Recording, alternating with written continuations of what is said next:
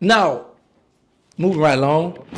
Tell me about the fallout between Stone and Whop. With Stone and Whop. Man, bro, the thing when Wop got out of jail, Stone was still up. You probably ain't know Stone was he was trying to lock in on his rap shit because somebody told Baby he was still hustling. He really had stopped. And he was really going broke. You know, a lot of people don't know that. He still had money, but he was, just spending. He ain't doing nothing. So when Wop got out of jail, he looked out for Wop, took Wop shopping, and gave him money and all kind of shit. Wop told me this himself. So once we started coming up, like I say, Stone money declining. You know what I'm saying? He wasn't doing nothing. So they on the porch one day, Wop on the porch, Stone, we wasn't around at the time. We had come around, me and Black come around after. They talking. So Stone swore they asked Wop for some money, told him to give him a few dollars or whatever. So he said Wop was talking crazy, man, I ain't getting you nothing, you been out here, blah, blah, blah. And I think he was mad because we was asking Stone to give us one of his connects. Stone ain't want to do it. So Stone, whatever he said, Stone, Stone ain't gonna let you talk to him crazy. Yeah, that Stone swung at, he punched Wop in the forehead, they say. Yeah, you see, he punched him in the head, and Wop went back, he grabbed his legs, and he pulled him. Wop jumped up, like he about to fight Stone or whatever, and he took out running. So look, Wop on the old side, he called us. He called us, we gonna meet him over there, he telling us what happened and shit. So this was one of the first times where, like I could say, I was ready to pick a side, like, cause when we went over there, he he told us what happened. He like, what y'all gonna do? Y'all gonna ride with me or what?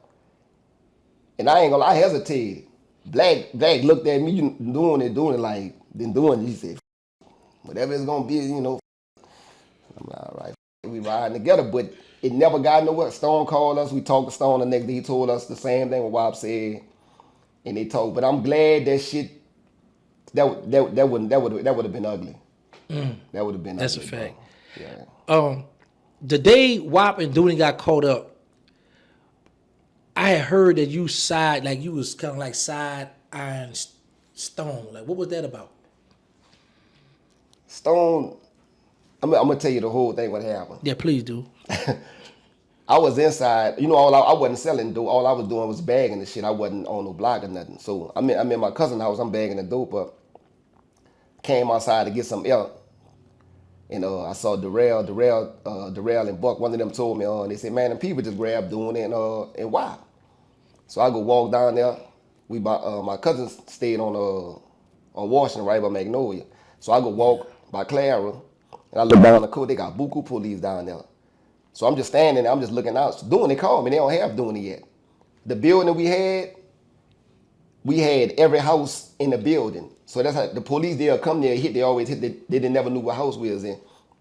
So this particular day, they hitting the whole building starting from the first floor. They going to every house doing it on the third floor. And the last house that they gonna hit. So he called me. He whispering, he scared that he whispering and she like, man, where they at? I'm like, bro, they coming up there. I'm like, you hot? He said, yeah, flush whatever dope they had, he just had the gun. I'm telling, no, I swear, Giggity, I'm telling Dooney, throw the gun out the window, bro, because I went by the cut where I could see the back driveway. I'm like, bro, just throw the gun out the window, but he's scared to move. So the police finally went in there. They got him, they got Wop. Now, this at the time, we pumping. We had like 30 like every day around this point or whatever. So they ain't even counting the money. We just putting it in bags. I'm sticking the bags in my cousin's ceiling.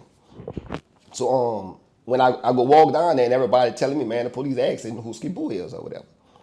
So, I turned around. I got in the car with Mitch, that's Juve's cousin. I gave Mitch my car key, we get in the car. So I'm like, in my mind now, I'm going to jail.